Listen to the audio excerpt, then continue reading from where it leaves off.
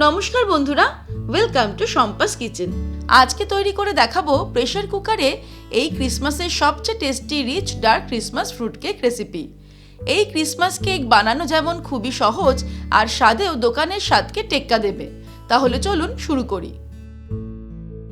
সবার প্রথমে আমি একটা 4 ইঞ্চির কেক টিন নিয়ে নিয়েছি, আর এর সাইজ অনুযায়ী একটা বাটার পেপার কেটে নিয়েছি।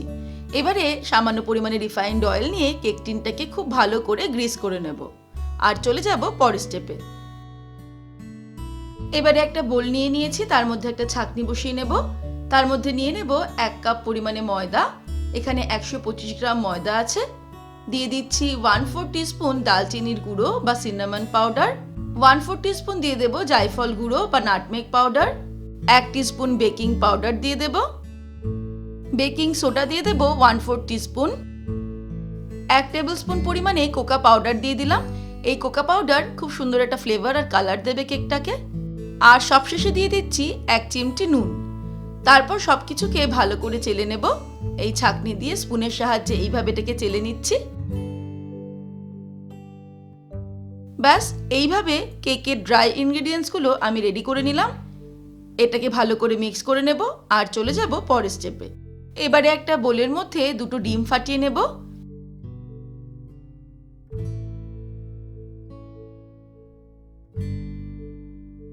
এর মধ্যে অ্যাড করে দিচ্ছি 1 কাপ পরিমাণে ব্রাউন সুগার। এখানে 170 গ্রাম ব্রাউন সুগার আমি নিয়ে নিয়েছি। ক্রিসমাস ফ্রুট কেকের জন্য ব্রাউন সুগার ব্যবহার করলে ক্রিসমাস ফ্রুট কেকের কালারটা খুব সুন্দর হয়।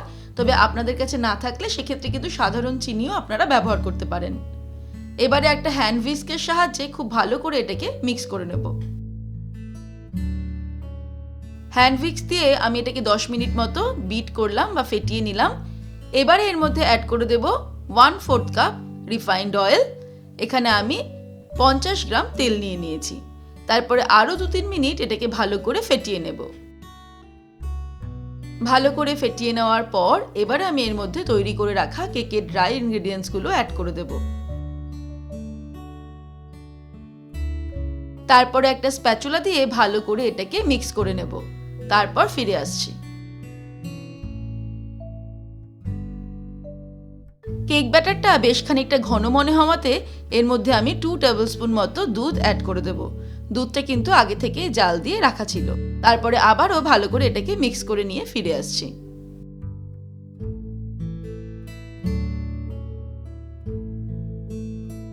ঠিক এই রকম পোরিং কনসিস্টেন্সির ব্যাটার আমাদের তৈরি করতে হবে। এবার আমি এর মধ্যে দিয়ে দেব 1 টিস্পুন পরিমাণে ভ্যানিলা এসেন্স, আর দিয়ে দেব সোক করে রাখা ড্রাই ফ্রুটস। 2 হাতার মতো ড্রাই ফ্রুটস দিয়ে দিলাম। তবে ড্রাই ফ্রুটসের পরিমাণটা নিজেদের ইচ্ছে মতন বাড়ানো বা কমানো যেতে পারে। তারপরে সবকিছুকে আবার একটু মিক্স করে নেব। ড্রাই ফ্রুটস কি করে সোকিং করতে হয় তার ভিডিও আমি আগের দিনকে শেয়ার করেছি। আমি সেই ভিডিওর লিঙ্কটা ভিডিও শেষে আর ডেসক্রিপশন বক্সে দিয়ে দেব। ক্রিসমাস ফ্রুট কেকের ব্যাটার আমাদের রেডি হয়ে গেল। এবারে আমি আগে যে কেক টিনটা রেডি করে রেখেছি তার মধ্যে এই কেক ব্যাটারটাকে ঢেলে নেব। খেয়াল রাখতে হবে কিছুটা অংশ কেক টিনের ওপরের দিকে ফাঁকা রাখতে হবে, সম্পূর্ণ ফিল আপ করবো না। কেক টিনে ব্যাটারটা ঢেলে নেওয়ার পর এবারে ভালো করে কেক টিনটাকে ট্যাপ করে নেব।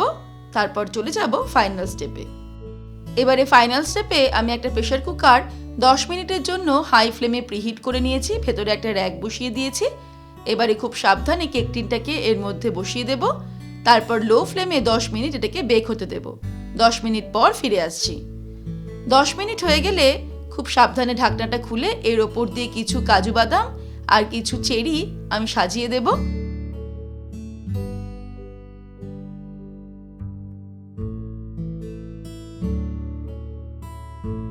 তারপর আবারও ঢাকা দিয়ে আরও 20 মিনিট এটাকে বেক হতে দেব লো ফ্লেমে। তারপর ফিরে আসছি। ব্যাস, মোট 30 মিনিট কেকটা বেক হয়ে গেছে। এবার আমি ওভেনটাকে অফ করে দেব।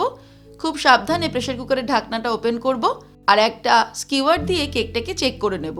একবার মাঝখানে ঢুকিয়ে দেখে নিলাম, একদম সুন্দর পরিষ্কার স্কিওয়ারটা বেরিয়ে এসেছে। আবার একবার সাইডে ঢুকিয়েও একইভাবে এটাকে টেস্ট করে নেব। ব্যাস, তারপর এটাকে ঠান্ডা হতে দেব সামান্য। তারপর কেকটাকে ডিমোল্ড করব। কেকটা ঠান্ডা হয়ে গেলে এবার একটা ছুরি দিয়ে তার পিছনের দিকটা দিয়ে এইভাবে কেক টিন থেকে কেকটাকে আলাদা করে নিতে হবে। তাহলেই খুব সাবধানে কেকটা কেক টিন থেকে বেরিয়ে আসবে। ব্যাস তৈরি হয়ে গেল খুব সহজে rich dark Christmas fruit cake. এবারে আপনারাও বাড়িতে ট্রাই করে ফেলুন। আশা রাখি বাড়িতে প্রথমবার ট্রাই করেই খুব সহজেই একদম পারফেক্ট ক্রিসমাস ফ্রুট কেক আপনারাও বানিয়ে নিতে পারবেন। রেসিপিটা ভালো লাগলে বন্ধুদের সাথে শেয়ার ও লাইক করার অনুরোধ রইল। আর এমনই দারুণ দারুণ রান্নার রেসিপি প্রতিদিন দেখার জন্য আজই শম্পাস কিচেন সাবস্ক্রাইব করে নিন আর বেল আইকনটা প্রেস করতে ভুলবেন না। ভালো থাকবেন, সুস্থ থাকবেন। আমি আবার হাজির হব নতুন নতুন রেসিপির সঙ্গে। নমস্কার।